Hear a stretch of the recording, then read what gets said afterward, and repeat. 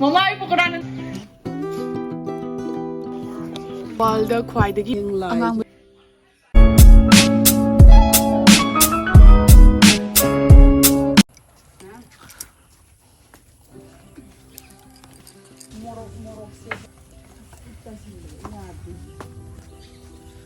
sida lay na si Hector ya heo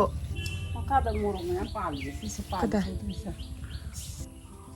wow si pasana palamini si he age si angang budu hayang lai angang budu ho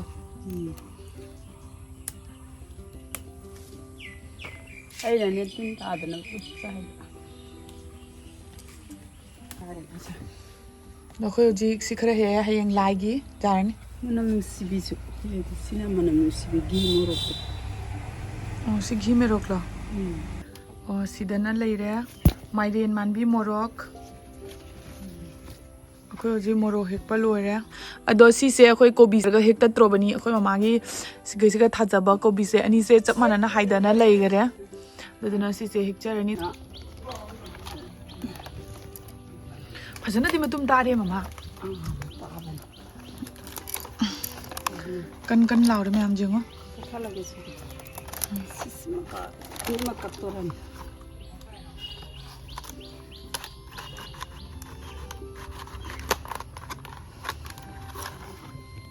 wow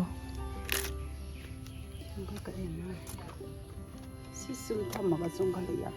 amka sima age manung gi sidaro kak toise sita ka age angka songkhala i masa maso makho si manung dong kum lak to am lak ani ko bi masa adugi proof su mayam da uchara ke sigi manung da kobi macha lakani hairi khoi mama na masa songkhala makong sembi ragam kum palan gare pande lagi masa mayam ne sorok de sige je ma kine thokla ka de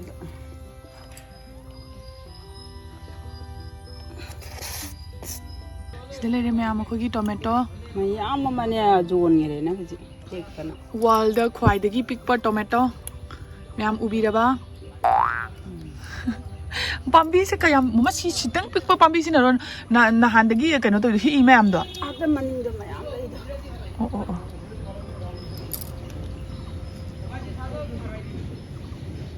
tay ngai ji si pali sing je sangne ba ko se leire do yo ji atopa mu hek pa chalage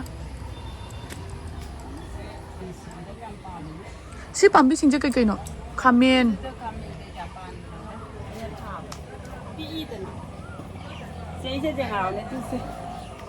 Udah ba? Morok.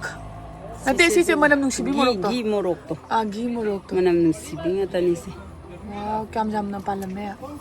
Si adui son gi pambi sing si Si sing lo gi morok ngata ni asi mu tomata masa. Lain na si asiga su am pa le ni ni nga. Kai. Si pan du le tu. Si gi morok. Khoi gi jum da gi morok jam pan gre mayam. Lei balak boy di khoi jum da gi lei balak pa yani. Nei jo lo he sa du. Jo lo ya do. La. Hengi poche nge mayam ready to bo gale do lei ga da poche khara di wali hai. Ngasi bazar na tro. Ngasi bazar leite. Ado sajibu se hayeng ne ba ko khoi ngasi dagi preparation to khatli ne ba lai da sida thin gani aduga sida da hap ka da ba poche kari kara la poi di leire siga leire mai re poche te khara su papa na leiba chakani ba ko tarbu sama su pure khami lo na te khami na te mai dak tari tang magi masai sida leire ba ko khoi gi jumgi janam khara si jengu mayam mama tin gi lai je kana na sai na mamit ka se phajagara jani ne pura boxo ma len tho bo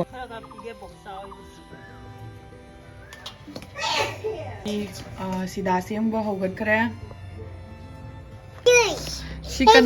kanano na sana tho gi phanek purak puran na ma do tar di hayeng phanek se laga oima phajadori ni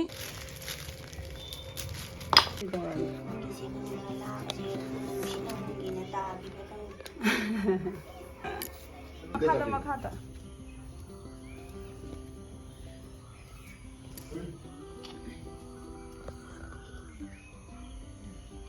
มันดีด้วยทำมาคนมันมันหลักเลยนี่นะว่าจะรวยทำมาแบบ lama sila mathara kanya สุริยาสิ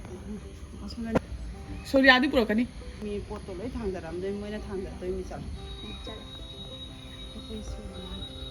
Rajesh mama ka dai no hi bro Mama na amta chalaga haibiru ro. Na amta haibiru ro chalo. Ado akoi hojik sida thin gare hayengi sida ne ba ko ado akoi ngasi dagi thin gare khoi na mana thilini da ja phajare ha kai honi The next day. Hello everyone hi sida ready 1 2 3 Hello everyone myam punamag aigi channel da taram na ukcheri hello ma'am पुनः अखोई नेतोन की channel दा तराम ना उगचेरी हरो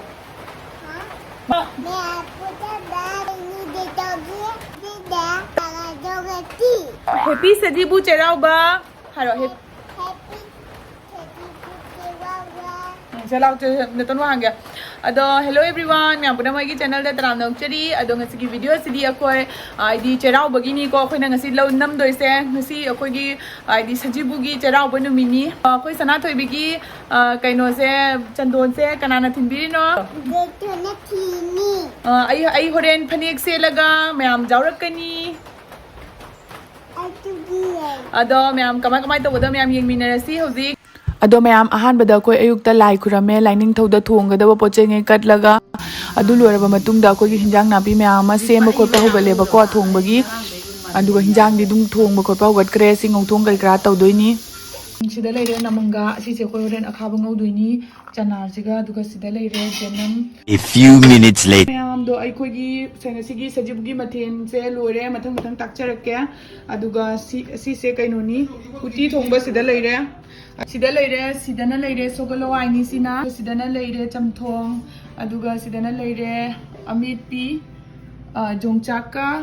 आलूगा लेगा iron बने अदुगा सिदना लेरे कांगौ सिदा लेरे अखाबा सिदा लेरे पकोरा दो ngasi मथेन जे जामनदी तौबो ngamdrebako ado मैम मथेन तरीनी अइना अखोइना ngasi थोंजरिसे ado मैम मथंग मथंग चारा आगेबको चाक थीबो खोटपा उदोरे लागी चाक थाबगी कन्ना तौरी अदो मैम सिदैसदा अइना तौइसे कुराव अंगौबो हाइबदुनिबको आसे अखोइ सजीबुगी हिंजांग थोंबो मतमदा हिंजांग खुदिमक्ता सुमाइना थिंगबिउ अइना हाइ अदुगी दमक्ता अखोइ तौजबनी अदो मैम हुजिक लाइदा चाक थानबगिसु अखोइ रेडी तौबो होगले सिगा नमना मथेन पुनमक्से लाइगी कइनो चालुकी मपानदा हुजिक हापेबको दो अखोइ सि लाइगी चाक थाबा लोरबा मतुंगदा अखोइगी मुकचानबगी रेडी तौखतोइनी अदो हुजिक अहानबदा लाइगी चाक हाना थीरे अदुगा हुजिक सी रेडी ओरे ngahak leraga हुजिक सी मपानदा पुरगा लाइदा कदलनी सिदा लेरे सिना इमोइनुगी कारेन जु लाक्तदना तौजु ngasi gi numche 1 2 3 tan tan postara oh si post lo si ahum de post lo dan nang horen bhanja chadora bhanja nang phanek to kana set piriba nang na seli re ne sakoi phane ka setana mi bhandra chadore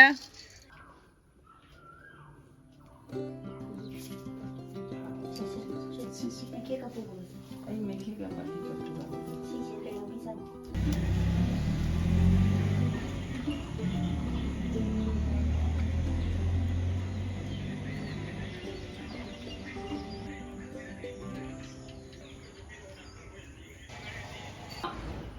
sakoi ya komana koi ngasi hinjang thilai sigala dang table la yam phajana tawna thilakre mathen makoi tawdana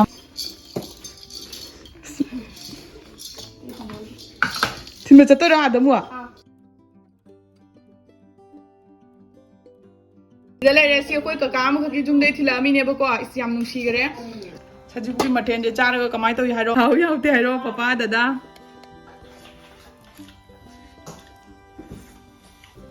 kamai de kaing ko wangang de ne pangcha da chaning ne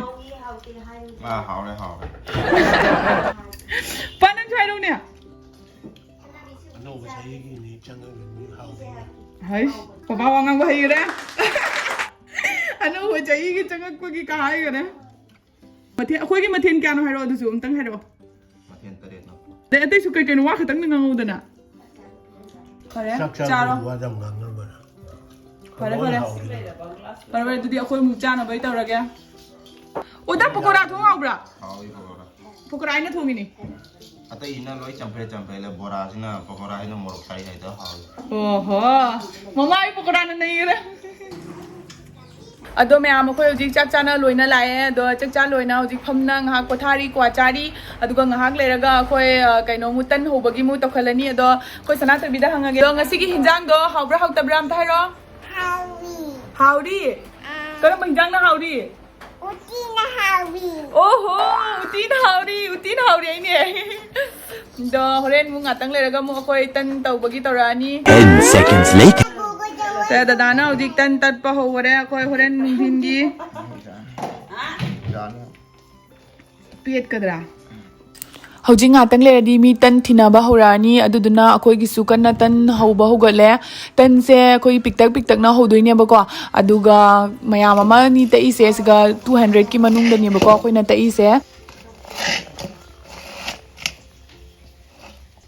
เฮ้ยเธอนั่นน่ะatas sini ba aku hujik tan hujik ta siga mata sida mata aduga sida kram kwadi hujik tawbal loi ga ta bawadi ado sida na leire suji aku hujik lai da katpagi lai da katan singse lai lining thau dagi lining thau sarasati lakimi puna mak ta kattoini bora sida leire suji aduga sida leire chahautan aduga sida leire papar ado pochai si mayam se loina lai gi tamak tuin si mayam do lai gi si singse khoi haji jen ba hore ado pochai ngai su matang tawna jelani mayam sandagi khoi tan lai da katle aduga si lining thau lai maren sidana me ai dei sina khoi apopagi katpane aduga sidana thungjin gi lai da katpane thungjin da su katle khoi tumang me ai da su katle Nio sana tabi Nio. Lai da kuro mo.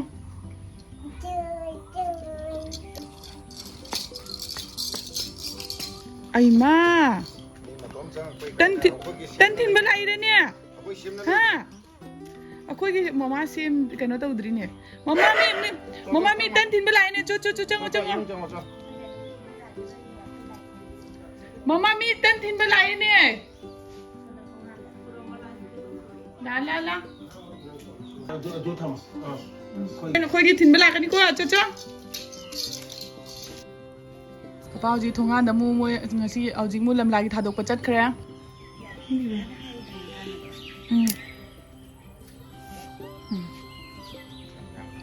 mẹ am khoi ao gì sandagi si hình chế cha ba hồ rani ao gì don cha ôi thìn bê lại bữa ôi maนั่งสู้nuôi con thuốc nó ngân là lười đã cười đã nuôi con thuốc nó ngân âm tâm tất cha gì cái nuôi cái đai nó cái nuôi đi chị cha cái cha lâu rồi cha rồi ấy nó cái nuôi cha khôi bùa đá cái gì cái khôi bùa đá giống đằng cha gì cháu cái nuôi thấy nó mà cái cha cái nén thôi mà cái làm hào nhá làm hào ấy cháu tân cha đang tân cha ra bữa đang tân nhìn với lại rồi không mua tên à